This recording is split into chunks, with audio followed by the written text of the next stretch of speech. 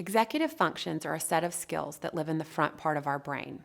Research has shown that this part of our brain does not fully develop until our late teenage years or even our early 20s. So during elementary and middle school, even high school, it's important that we provide structure as educators so that the formation of these skills in children can develop and we can ensure that they are able to use them independently later. All right, guys, you know what to do?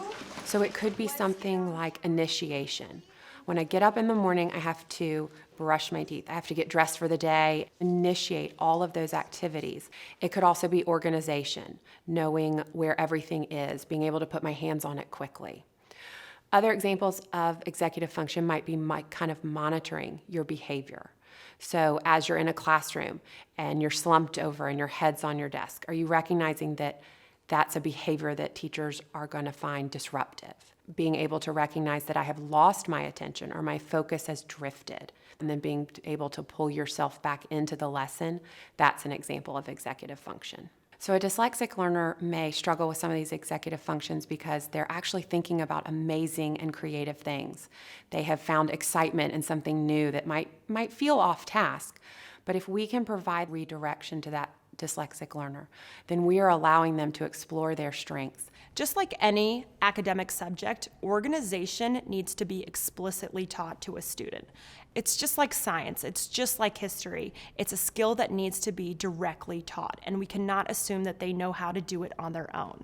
Morning routines are vital for our students, dyslexic or not. They need to know the expectation when they walk in the door. They always check the board first, and I've listed out the instructions for that morning routine.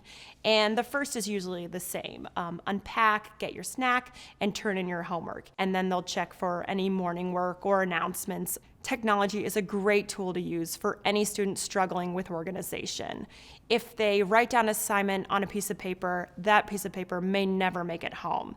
So as a teacher, if you've written the assignment down on the board, a student can take out any device, take a picture, and when they get home, it's instantly in a safe place and they know where it is. In my classroom, everything has its place. Things are clearly marked. Our schedule is blown up and large for everybody to see. The clock is hanging in the front of the room for them to be able to know what's going on next. And any bin that they need to turn in homework or assignments is clearly marked and stays in the same place. Another important tool a teacher can use is color coordination. Let's say you want to make science all green. So their textbook has a green cover on it. Their notebook is green. They may have a pencil pouch that's green for science. And so when you say, hey guys, it's science time, it's an easy thing for them to just look in their desk, grab all the green things, and bring them back. It really helps take that overload of directions off of them. Less is definitely more when it comes to a classroom. That visual overload is a common challenge for our dyslexic students. I have a particular student who really struggles with the less is more concept. So he wants to have 50 highlighters as opposed to one highlighter. So why don't we go ahead and just dump it all out, see what we're working with here. So what I've done with him is have an explicit time to work with him one-on-one to clean out his pencil pouch and his desk.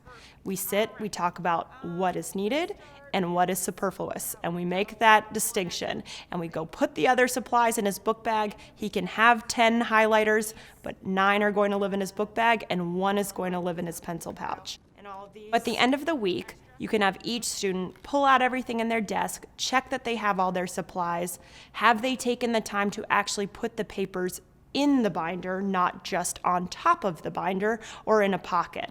If you're expecting a student to have their desk look a certain way, or their cubby, or their book bag, anything in the classroom, a great thing to do is take a picture of what you would like it to look like and hang that in the classroom. So you have a reference for a student to go back to in case their desk explodes with pencils or papers start to fall out. They can go back and say, oh, that's what this is supposed to look like.